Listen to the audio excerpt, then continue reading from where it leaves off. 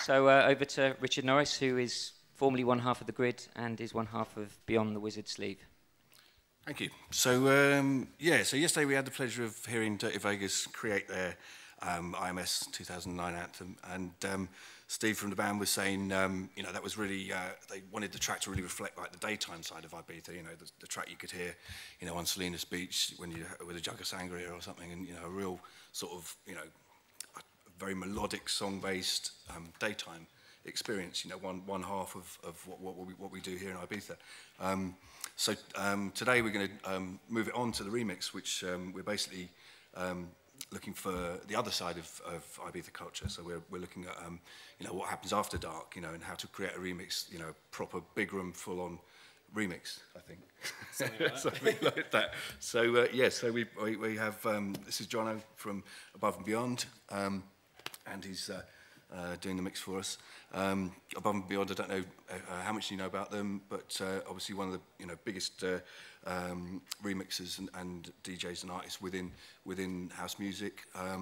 Their credits include mixes for Radiohead, Reckoner for Radiohead, and What It Feels Like for a Girl for Madonna, which the remix was so successful that they even did Guy Ritchie went and did a specific video to the mix, so that was definitely a thumbs up from Madonna. Above and Beyond, their album Tri-State came out in 2006. Then they had a record, Above and Beyond Presents Ocean Lab, last year, and working on a new Arted Out album for spring next year. So so it's Jono, Tony and Parv, there's three of you in the band. So tell us about your background, how you came into the music business. First of all, thanks a lot for inviting me here, Ben, wherever you are. Where did he go? I don't know. But I got into music through playing the piano primarily when I was a kid. I just always liked music. I listened to Depeche Mode, the Pet Shop Boys, Jean-Michel Jarre, that kind of stuff. And, I started to get into more the electronic side of it through that kind of music, through that sort of 80s stuff. And it was when my brother, who manages us, gave me Paul Oakenfold's Goa mix on tape, and I listened to it on holiday a lot of times, and there were two tracks on there that stood out. The first was a remix he'd done of, I'm trying to think what it was. It was Skin on Skin, Grace, and the second one was Lee Kwan .0. Those two tracks really stood out and got me into this music. So I started saving up for studio equipment. And in those days, you had to have a big rack of gear, so I managed to get a reasonably big rack of gear by the time I got to university. And there I did a commercial music degree, which is kind of music business and production. And I met a guy called Parvo, who established Anjuna Beats with. We sort of plundered our student loans into the business and released our own record. So, and it paid off. We managed to make back the money. And I also met Tony, who's the third member in Above and Beyond, because I'd done a sample CD for Yamaha. And his brother had actually bought the CD, and it was quite rare to get CDs for the Yamaha sampler at the time. So, he'd bought that and got in contact with me, and then we discovered we were all into the same music, and we started Above and Beyond. It's kind of crazy.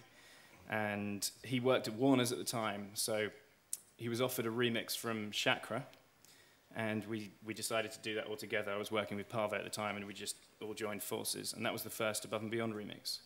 And now Anjuna Beats is a kind of full-service record label. We release a couple of albums a year, compilations, artist albums, all that kind of stuff. So that's how I got into music.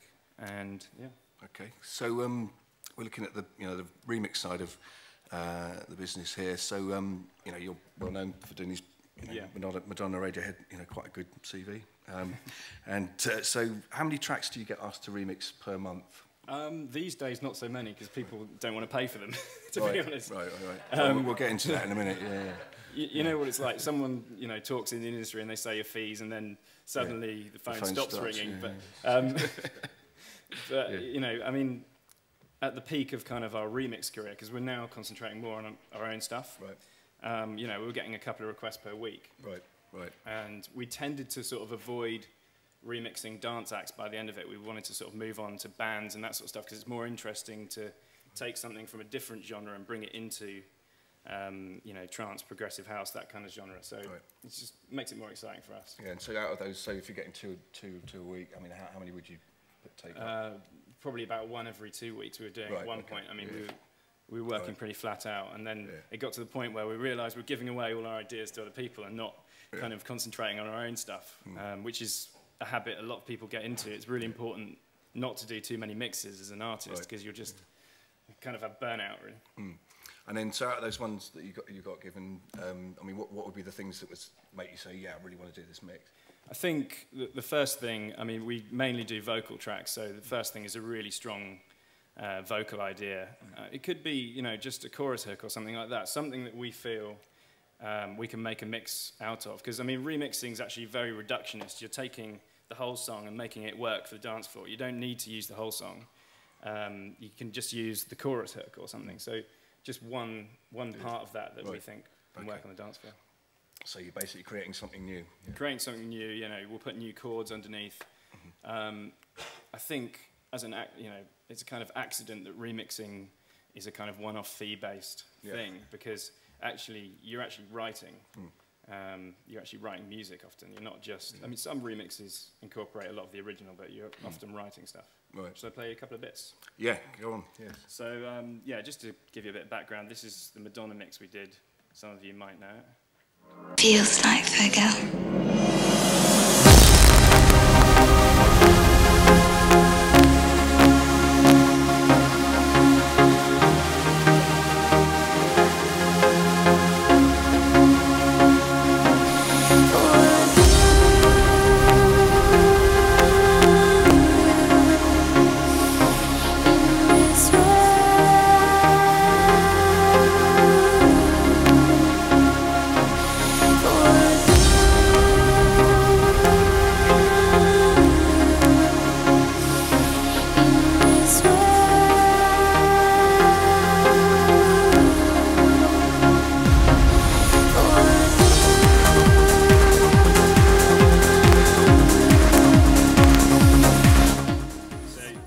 So that was, I think we did that in 2001, and that's an interesting point actually. I mean, a lot of A&R people will ask you to then do a mix very similar to something you've done before, and you know, it's very hard to do that sometimes because, I mean, the nature of that vocal lent itself to that style of mix, and you know, it's a very euphoric mix, but other vocals won't. And we had a lot of people say, "Oh, I really like your Madonna mix, can you make it like that?" And you know, the vocal of the particular track they were asking us to remix wasn't actually that good. So, you know, that happens a lot in A&R.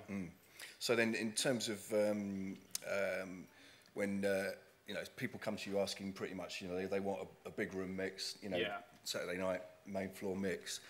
So in a way, you know, you're kind of fitting into a particular genre. You're making it for a certain type of trance and progressive DJs.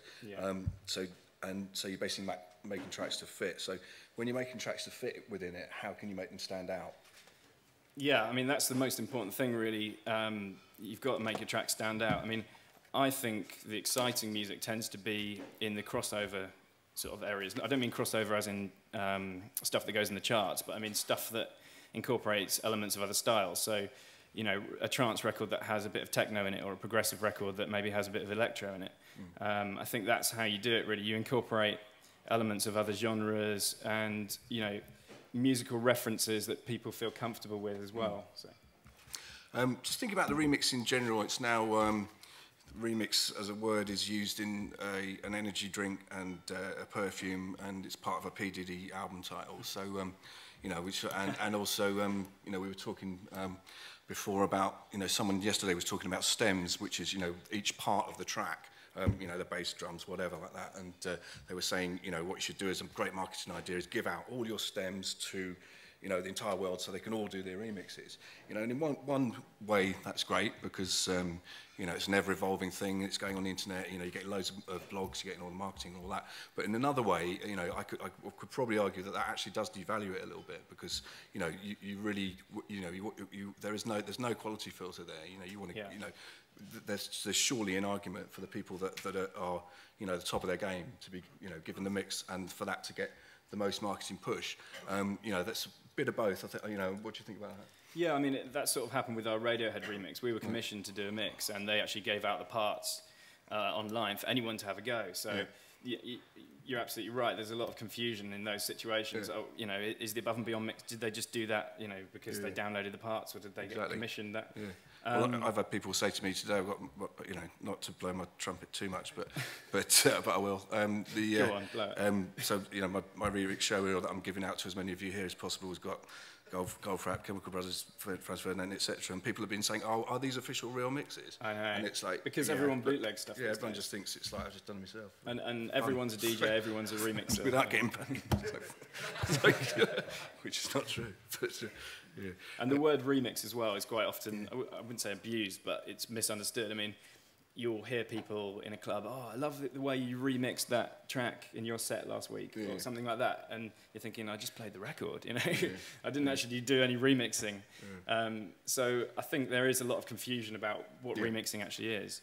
And I would say what it is, you know, in a modern context, is taking elements from a track. You'd normally be given the parts in the case of Dirty Vegas, or sometimes people do bootlegs, and they can still be remixes, I think, if you can get the vocal out of the mix somehow. Right. It's taking those individual parts and making something new with them. And so is that something that Above and Beyond we're actively going to do, give people parts and stuff like that? We might do it in the future. We did do a remix competition years ago of a track, and it was quite funny because the vocal had a lot of background noise on it. I mean, it was recorded in a really crap studio in East London, and you know, there were lorries going past and all sorts. And people criticised our vocal, but had we not have given out those parts, no one would have said anything, because you can't hear it in the record. And you know, there's a tendency to sort of focus on those details. Oh, but they didn't correct the spill on the vocal, but you can't hear it. So I don't know if we'll do it. We might do it again in the future. We did do.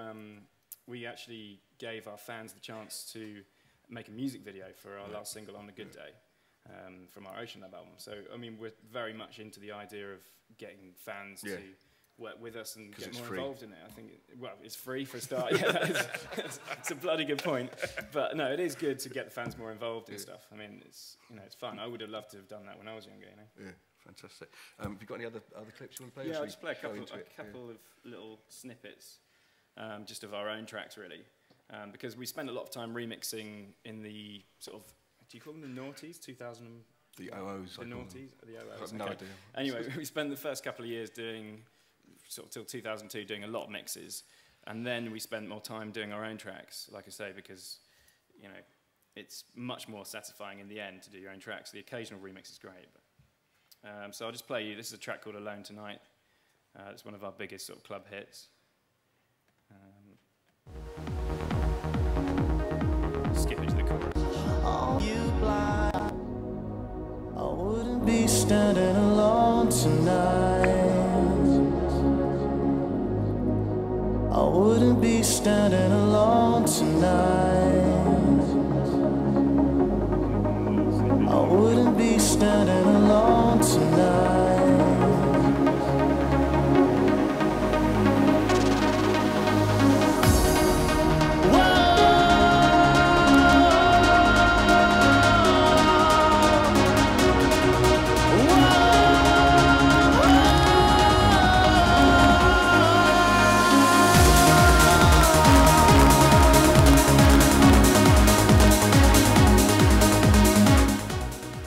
Kind of like what we'd play at the top of the night of our sets these days.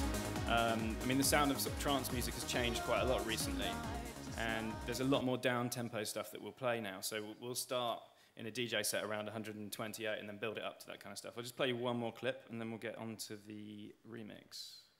This is a track called Air for Life. So this is slightly more down-tempo.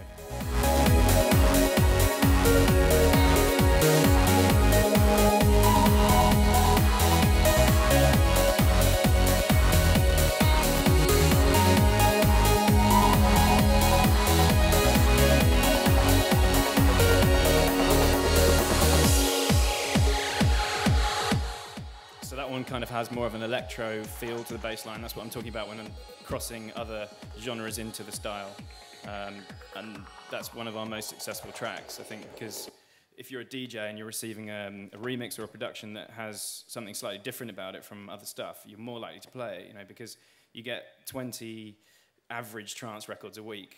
They're not too interesting for us. We're looking for the ones that have an edge, something really special that, you know, people will remember. But I guess we should get onto the remix. So yeah, we waffled a lot. Indeed. So yeah, the IMS 2009 mix. So Dirty Vegas yesterday delivered this track, which is called Tonight, and it's a very great. It's got great melody, great atmosphere, great vocal hook, you know, and a bit of Stardust guitar, and allegedly a bit of Stardust guitar. I don't know if I heard that. Yeah, yeah. I don't think you used that bit. But So it keeps changing. So when you got